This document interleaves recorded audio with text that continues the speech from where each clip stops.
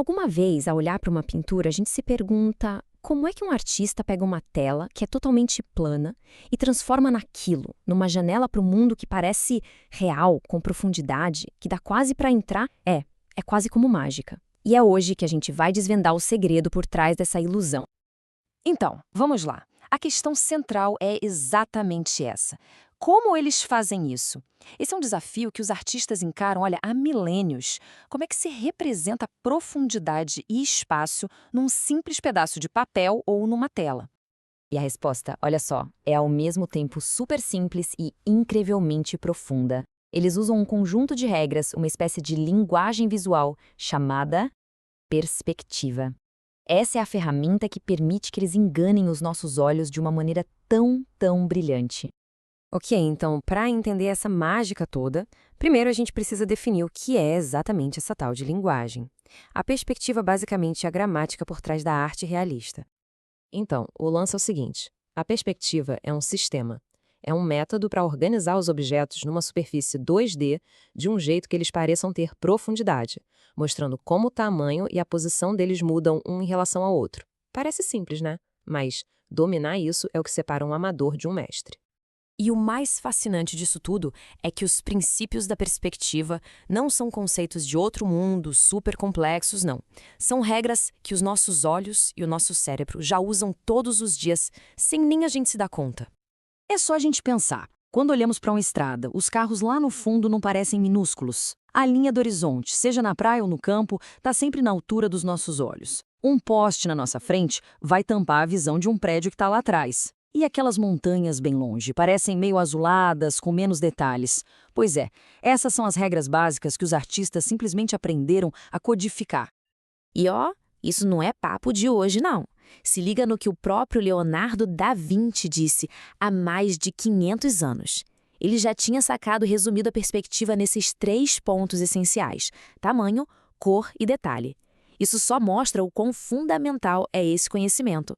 Mas como é que os artistas chegaram a dominar essas regras? Não foi assim de uma hora para outra. Vamos fazer uma viagem rapidinha no tempo para ver como esse código visual foi sendo decifrado ao longo da história.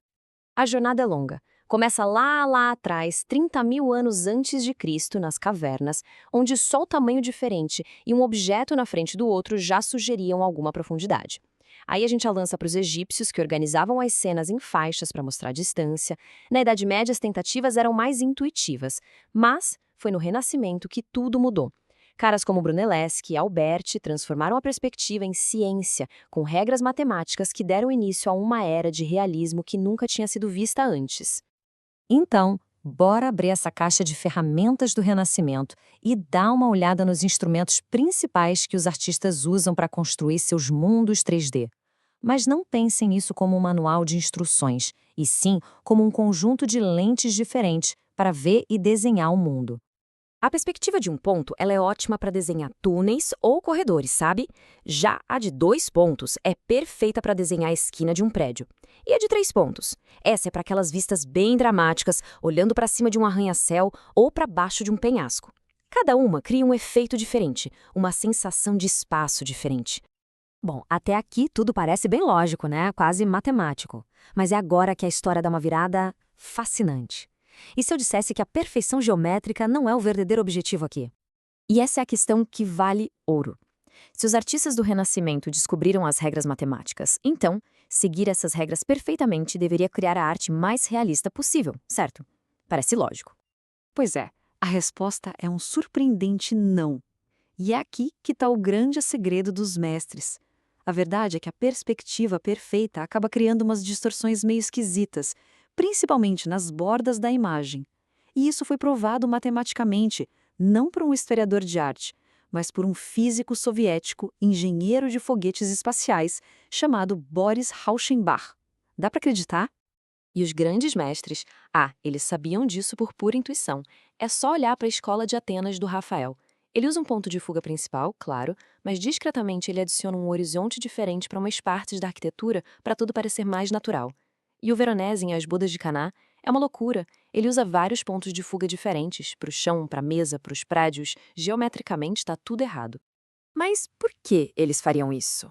Como diz essa citação, Essas quebras nas regras não eram erros, eram correções, feitas de propósito. Eles sacrificaram a precisão matemática para alcançar um realismo ainda maior, o realismo perceptivo. É como o nosso cérebro realmente interpreta uma cena. Eles criaram algo que parece mais certo, mesmo que tecnicamente esteja errado.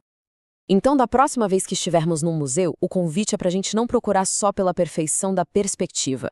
É para procurar por essas imperfeições inteligentes, por essas regras quebradas que fazem uma obra-prima não ser apenas impressionante, mas viva. O maior truque do artista não é seguir as regras, mas saber exatamente quando e como quebrá-las.